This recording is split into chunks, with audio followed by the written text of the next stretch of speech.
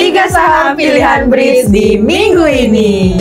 Saham pilihan pertama ada PT Harta Dinata Abadi Terbuka atau Harta. Riset kinerja laba bersih Harta pada semester 1 2024 tercatat sebesar 205,63 miliar rupiah, naik sebesar 10,83% dibandingkan tahun lalu sebesar 185,53 miliar pada semester 1 2023. Penjualan grosir termasuk ekspor menyumbang 82,62% dari total penjualan, diikuti oleh penjualan retail sebesar 16,88% dan gadai sebesar 0,45%.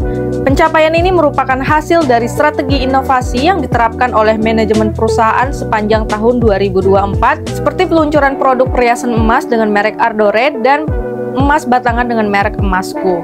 Kita lihat dari katalis yang pertama, pada tahun 2024 perusahaan menargetkan untuk meningkatkan jumlah gerai menjadi 100 toko.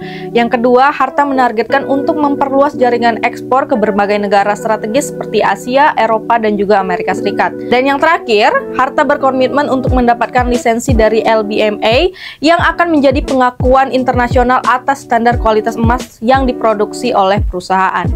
Yang kedua ada saham BTPS, PT Bank BTPN Syariah Terbuka. Result kinerjanya yang pertama semester 1 2024, BTPS mencatatkan laba bersih sebesar 552 miliar rupiah dengan penyaluran pembiayaan sebesar 10,44 triliun rupiah. Yang kedua, sementara rasio keuangan bank tetap kuat di mana return on asset 6,6% dan rasio kecukupan modal 50,1%. Katalisnya yang pertama, kinerja BTPN Syariah tetap terjaga terlihat dari rasio-rasio keuangan yang sehat yang memberikan kesempatan BTPN Syariah untuk terus bertumbuh di masa-masa mendatang.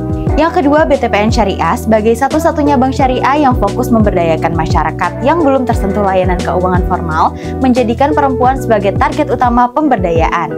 Yang ketiga ada PT Indosat Tbk atau ISAT. Untuk result kinerjanya, PT Indosat atau ISAT melaporkan laba periode berjalan yang dapat didistribusikan kepada pemilik entitas induk senilai 2,73 triliun rupiah sepanjang semester 1 2024. Bila dibandingkan dengan pencapaian periode yang sama di tahun lalu, kinerja bottom line emiten telekomunikasi tersebut melesat 43,29% secara tahunan year on year. Kontribusi besar terhadap ISAT masih bersumber dari seluler yang menyumbangkan 84,36% atau senilai dengan 23,6 triliun rupiah. Hingga semester 1 2024, komponen bisnis perusahaan ini tumbuh 11,45% year on year. Untuk katalisnya sendiri, yang pertama fokus pada penambahan pelanggan dengan potensi ARPU tinggi, mengincar pertumbuhan jangka panjang dengan memperluas jaringan distribusi sendiri. IOH telah membuka sekitar 2.000 titik distribusi di luar Jawa, menargetkan sekitar 48 pengecer prioritas. Yang kedua, IOH telah menaikkan harga sekitar 5-9% di beberapa saluran online pada bulan September, dengan rencana memperluas kenaikan harga ini di saluran offline pada bulan Oktober. Langkah ini dilakukan untuk menjaga ketahanan pendapatan dan memperkuat jaringan 4G. Itu dia 3 saham pilihan Bridge di minggu ini. Ada saham pilihan kamu?